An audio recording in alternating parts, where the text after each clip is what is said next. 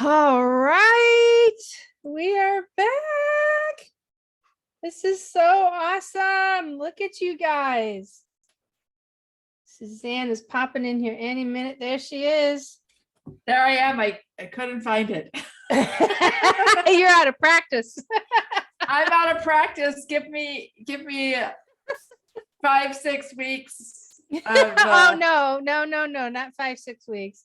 Well, good morning, everybody. Look how awesome everybody is. Holy cow, man, we've missed everyone. It is we're this is our first session back from a little mini sabbatical. Suzanne toured the globe, and then she went halfway across the world, and then I joined her for a quarter of it when we were running around speaking all over the place and had an absolute good time. And yeah, she is now back in Switzerland. I'm back in Switzerland, and I am missing the good time that we had. And for those of you that missed our Winning an HR tour, you missed. It was fantastic. It was phenomenal. But you know what? You can actually catch it if you wanted to learn more about it. It's over at brendathehrlady.com. Click on HR University, and you can find it in the list of courses over there. And we had an awesome time. We did. Awesome time. And the people that came had an awesome time. Oh, yeah. Too. It wasn't just us having an awesome time. Us was like everybody, the instructors, the participants, and we even got to watch Suzanne disarm a fake active shooter, which was awesome. You did great. Thank you. And after I disarmed him, I apologized for stepping on his foot, which is probably what would happen in real life too, as I'd probably be like, oh, I'm so sorry. No, take him down, girl. Get him. So folks, we are back. We're happy to see everybody. Listen, welcome every one of you who's new to Clubhouse. We've got Heather, we got Paramjeet. Welcome, Stephanie. Congratulations. Glad to have you guys here. Sandra, who's following us. Good to see you again. And we are, gosh, we're ready to roll. You ready? I'm ready to roll. Yeah. Right. So I'll tell you what, why don't you go ahead and kick it off and share with everybody what it is that we're talking about. So it is the last week in August. I mean, I guess technically next Monday, Tuesday is still August, but theoretically last week of August, my kids went back to school a week and a half ago. Everybody else's kids are going to school. And this is the time of year when I'm like, oh, it's time to do new things and set new goals. And I know that traditionally I'm supposed to do that in January, but there's something about that going back to school and the weather changing. We're fully into fall weather here, which is really nice, but also scary because what is our winter going to look like if our fall is starting in August? But this is where I want to set goals. Mm-hmm. And I said this to Brenda, and she's like, oh, I'm not the only one. There's just something about this time of year. And I think it does stem back to our years in school, where this is where you begin. Yeah. And I think it's a really great time for everybody to take a look at where they are and set goals, and not just on a personal level, but even on the professional level. If you're on a calendar year and you're like, well, I set my goals in December and then, I get evaluated on the next December, you've got 3 months until your performance appraisal, but your boss is going to start writing it in a little over a month, or unless you have a procrastinating boss. But a lot of and they'll do it the night before your meeting. They'll do it the night before. Postpone your meeting by 30 minutes because they're still writing. Yes, that's happened too. But a lot of people are required to have your performance rating determined in October or early November. And so now is really the time to jump in, because Brenda will tell you, how long do we remember things for when you're doing performance appraisals? Well, I can honestly say that normally, as you get older, when you're in your 50s, it's less, but I'm learning that lesson the hard way. But typically adults retain only the past 90 days. So when you're, and we talked about this actually quite in great detail over at the HR in the Winning in HR series, is that, when you're only capable, when your brain's only really able to look back 90 days, they're missing the other 9 months of all the really great stuff that you've done. And part of that, we talked about putting together a victory journal. And matter of fact, in September, you know what, I'll tell you guys now, I've actually written a victory journal, designed one, and it's releasing in September. So It's going to be awesome. it's pretty cool. And it's a neat way of actually, every time you experiencing something new or something different, you go ahead and, make an entry. There's like 42 different entries that you can make. There's an assessment at the beginning of it to where it can actually help get you started if you have no idea where to start.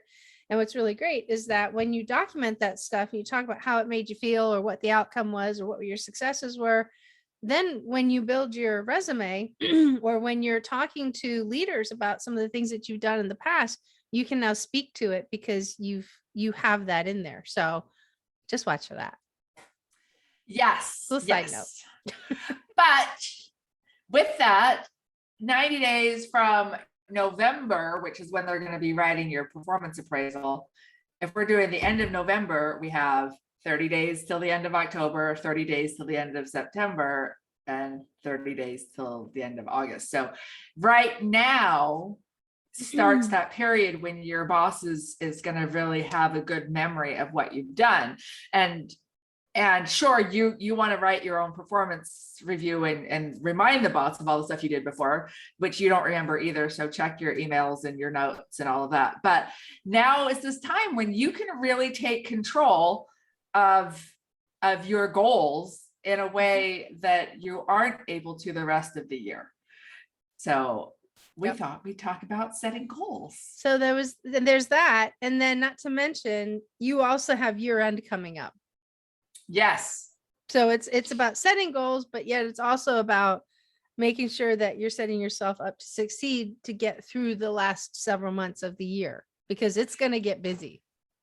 It's going to be tough, and our friends in the US government keep postponing the time that reports are due, which is great in the moment, but not so great for a fourth quarter. Wow. If you're not in the US, thank your lucky stars. You have to do those reports. I'm sure you have to do equally horrible ones, but there you go. Yeah. Yay. But yeah, now is the time to set yourself up for success in your year-end duties, as well as your goals. And, when we're talking about year-end duties, I think those are things that all HR departments face, or they should. You want to have reports done, whether the government requires or not. You want to have these things that look at your turnover, look at your retention, look at your promotions in place, look at your true promotions, look at your diversity numbers, look at how many trainings people have done. This year, you want to look at how many people have been vaccinated. These are all kinds of things that you want to prepare for and get ready to go on, so that they don't catch you off guard. Because even if nobody has asked you for what are our turnover numbers for 2021, they are going to ask you. You can guarantee that that's coming up. So let's get on top of that now in this instant. Yeah, let's get in front of it rather than behind it. And not only are you looking at that, but there's other stuff too. Like as we come up on year end, if you're running off of a calendar fiscal schedule, then open enrollment is going to start coming up. You guys, if it's August, you should at least have initiated the first conversation with your benefits provider or your benefits broker, I should say, to start looking at what are your plan options going forward. Now, here's a little trick that I learned not too long ago, because I keep trying to push. Like I like getting things ahead of time because I like to be ahead of things and not underneath them. And so one of the things that I pushed and pushed and pushed until recently, somebody finally cracked the code for me, because nobody ever told me before. And that is rates will not be permitted to be released, even though that is the worst grammar on the planet, but they won't release rates or your renewal rates more than 30 days before your renewal deadline. Now that makes it challenging if you want to actually shop for a better rate with another provider. So your best bet is that when your broker comes in, ask them to go ahead and quote you on the more on as many providers as makes sense. At least the top high ranking ones. So that could be like, for instance, here in the US, it could be like Blue Cross Blue Shield. It goes by subcategories of Anthem and things like that. United Healthcare. And if there's any of the other bigger ones that are in your region operating, get them up front, because those quotes will take longer than 2 weeks at the end of the year for you to actually get that back, which means that there may be an opportunity to get a better plan deal, but you may not have enough time to actually get the quote. So ask for them all up front. Save yourself some heartache. Ask for them all up front. Mhm. Brenda is right on the money there, because things are not going to be any better this year as far as health insurance premiums. And you may have seen in the news that Delta Airlines is going to charge charge employees an additional $200 a month on their health insurance if they're not vaccinated against COVID-19. Yeah, I wonder if that's going to go to court. I'm sure that's going to go to court. That's on our to watch list. That's on our 2 watch list. And our friend and employment lawyer, John Hyman, wrote an article about it today, and I was so excited to hear his legal take. And instead he just said, this is what they're doing. And I'm like, dang it, John. I know. Because I think it will go to court. And it's fine to let Delta battle that out. I tend not that I give legal advice, because I'm not a lawyer and I'm not your lawyer, but if I were to give legal advice, it's let the big companies fight the legal battles and you just wait till they're done. But that's something that you can definitely ask your broker about as well. I'm not advocating it, by the way. I actually don't like it. No, But I that's don't. another topic. Yeah, I don't like it one bit. No, I think we can safely say that we are very much about a person's right to choose, and not leaning or putting pressure to do anything. Now, I mean, we're still not getting a lot of really clear information about COVID, and this is not going to be about COVID, but that's the fact. I mean, there's a lot of conflicting information. It's only at best, not even 2 years old. And, with that being said, that means that there's still a lot of information. There's still a lot of data that we just simply don't know. We know that it doesn't impact everybody the same way. We know that the vaccination doesn't impact everybody completely like it's designed to, right? So there's still a lot going on. And I'll come out and say it. I don't agree with the pressure. I don't agree with it. Whether you have been vaccinated or not, I don't agree with the pressure. I think people have to make their own determination up. But at the same time, we're impacted by the conflict of trying to figure out how do we keep everybody safe. So this isn't easy. This is not an easy situation. No, it's not, but it's something, again, when we're talking about our year ends, you've got to face one way or another. Right. And when your CEO comes to you and says, hey, I saw on the internet that Delta is doing this $200 a month fine for people that aren't vaccinated, can I do this? It's going to be best if you've already asked your broker about it. We want to make sure you have the information to answer those questions that people come, because year end is going to be stressful enough without you making panicked phone calls. And so, like Brenda said, your broker will be more than happy to speak with you today, but they're going to be stressed come October and November when everybody's doing open enrollment. So give them a call today so that we can get our year end under control, because Squared that's away. our goal here. Yeah. Is to give you the things that you need to think about in doing your year end. We're not necessarily telling you what you should do for your business, although if you want to hire us, we'll be happy to come in and tell you what you should do.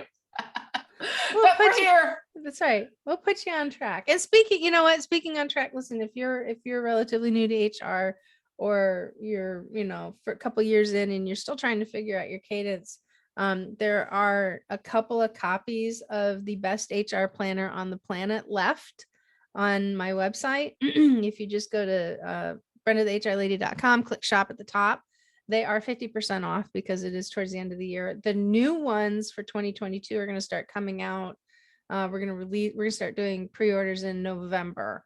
But you can go ahead and at least get this one that'll help you guide you through to the back end of the year. And if you do it before, well, no, never mind. It is going to be 50% off until we are out of inventory, which we're getting very, very close. So we only have a couple copies left.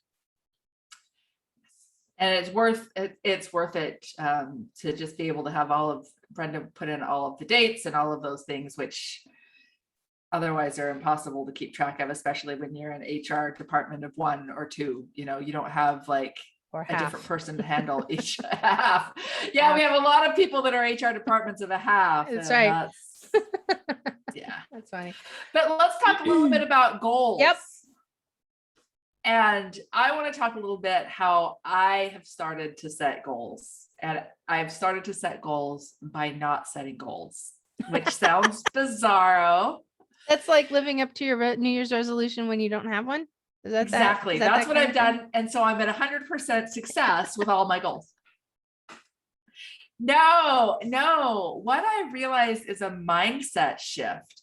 Because if I say my goal is to do thus and such, then I interpret that as this is something hard that I'm not going to be able to do today, but my goal is to get to that point. And I think that's fine. If I'm like, I want to run a marathon, my goal is to run a marathon, then you'd be like, okay, that's something that I cannot physically do today. I would die by the end of the block. But the mindset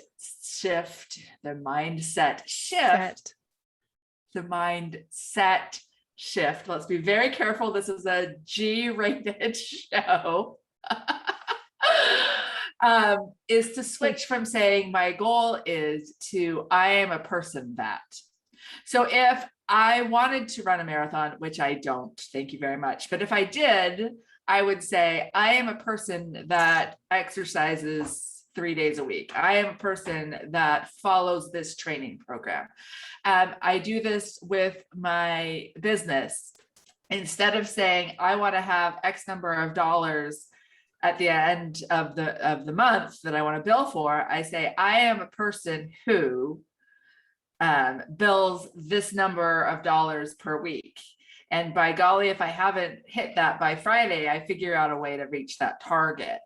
Rather than being like, oh, this is hard, I can't do it. It's just that I am a person who does this. Yep. Because there's a lot of things like that in your life, right? I am a person that eats breakfast every day. Not everybody does, but I am. That's something that's easy for me because I love food. I am a person that pays my bills on time. Not a lot of people do, but I am that person. So I've just adopted that attitude in making changes in my life to switch from this is something hard to I am a person that does this. And I've really found this to be a really beneficial mindset shift.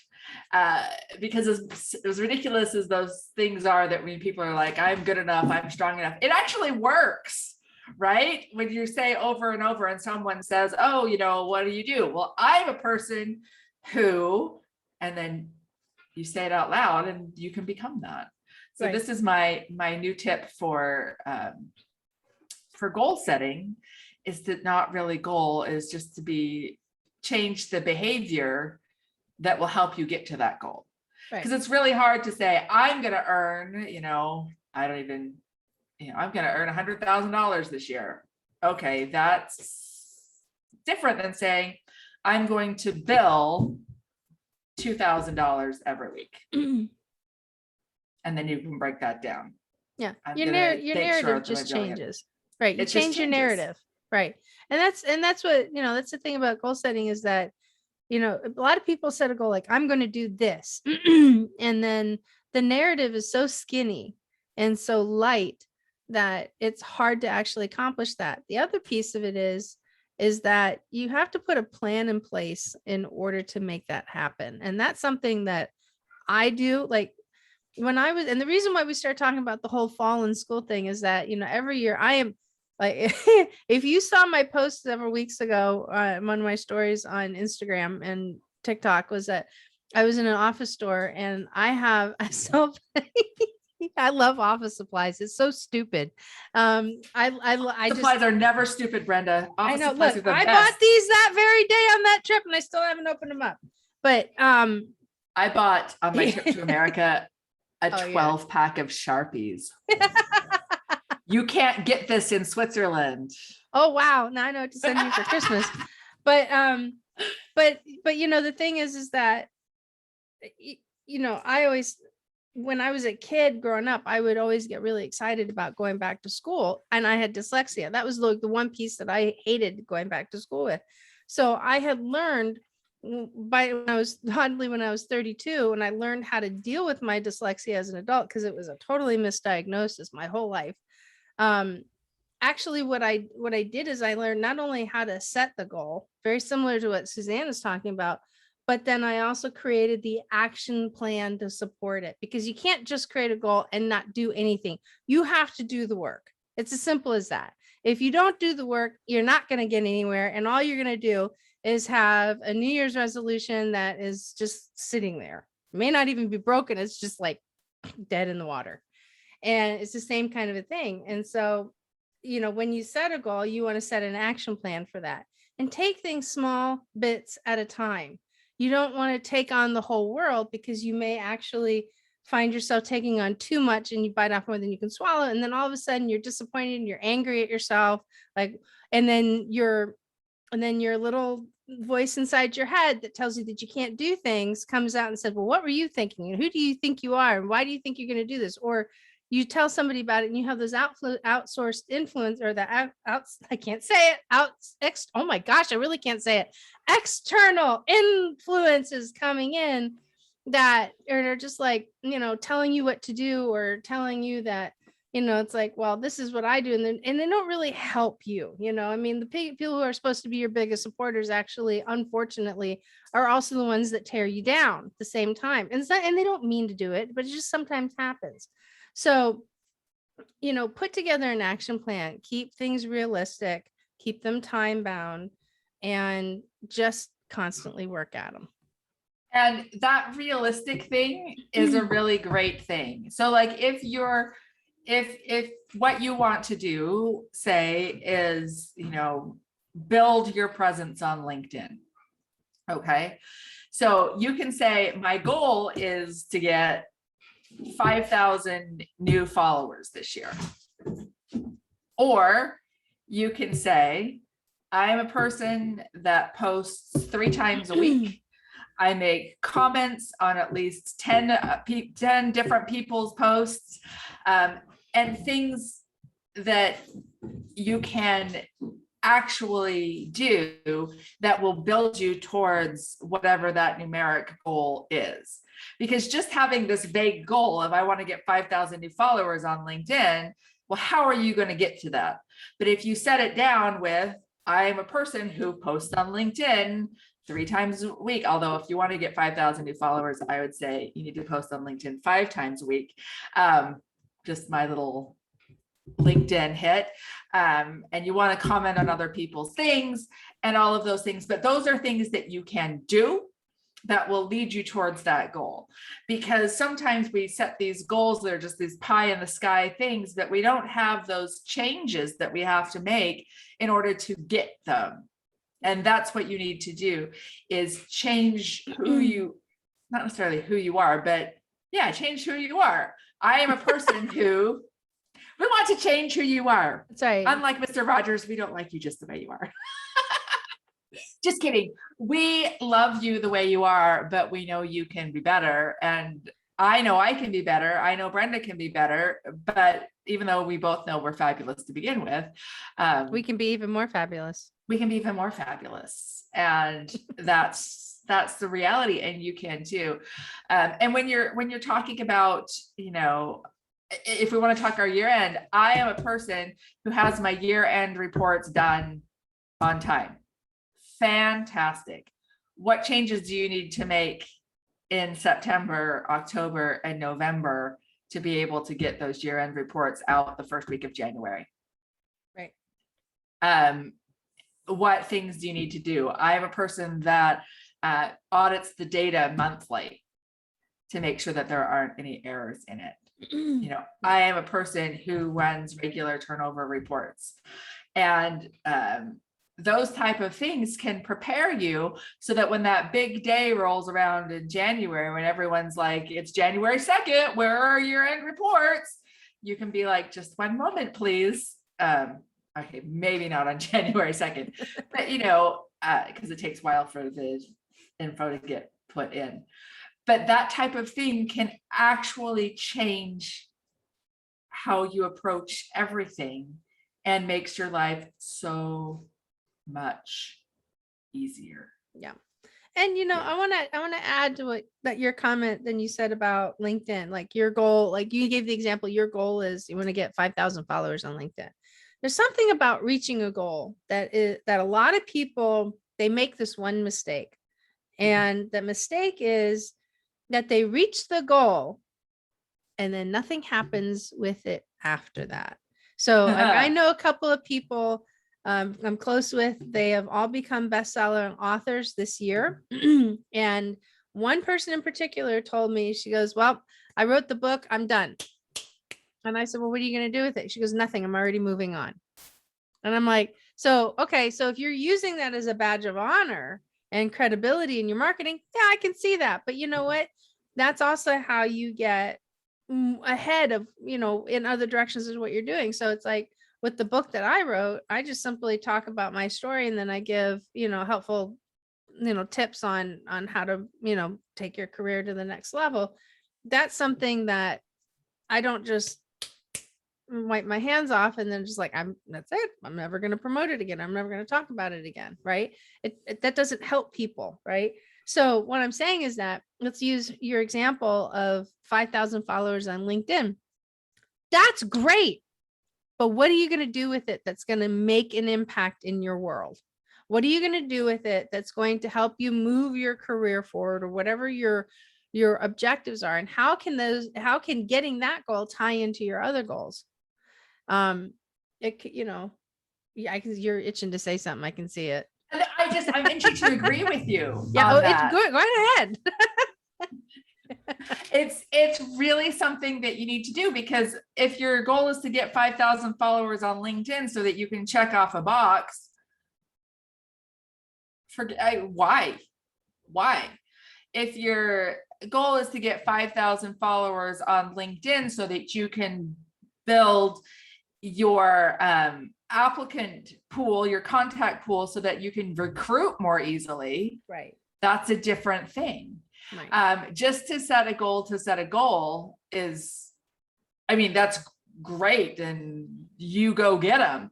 But setting a goal that will help you in your career, in your real life, is something that can make a lot more sense. And you have to ask yourself, if your goal is to get 5,000 followers on LinkedIn so that you can be like all smirky at other people, not really a good goal.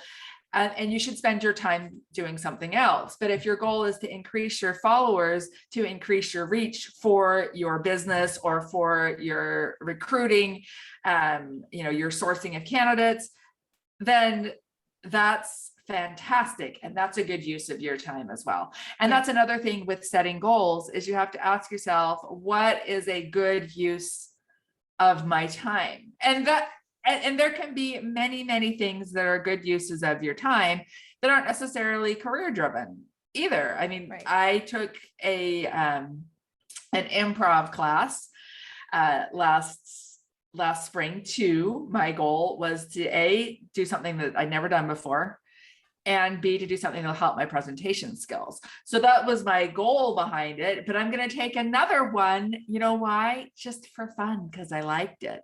And it's okay to do something just for fun. And it probably will continue to help my presentation skills. It certainly can't hurt.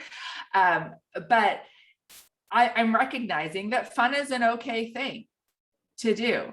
And that's fine. Maybe you want to increase your followers on LinkedIn because you love having conversations in a business environment, and that's what LinkedIn is.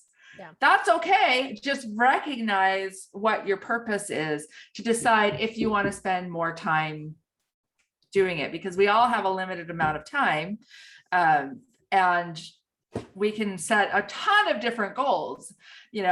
If your goal is, I want to be the chief human resources officer for a Fortune 500 company. Okay. You got to set those little changes first. You can't just say, today I am, a employee relations manager, and this is my goal, and then stop. You have to say, okay, what do I need to do? Right. I am a person that works hard. I am a person that networks with others. I am a person who goes back to graduate school and gets an MBA with an HR emphasis. I am someone that goes to industry conferences because I want to be not just an HR person, but I want to be a person that understands, oil and gas, which is what I've chosen to work in, or whatever. So all those things are good, but they all take your time. So you need to decide what is it that will help me reach what I really want to be in these smaller steps. Because I can set the goal today. I want to be the chief human resources officer for a Fortune 500 company. And 10 years from now, I will be no closer to that if I don't do these steps along the way. And it's those goals that'll help you get along that. And it's helping to identify those things. Yep. Love it.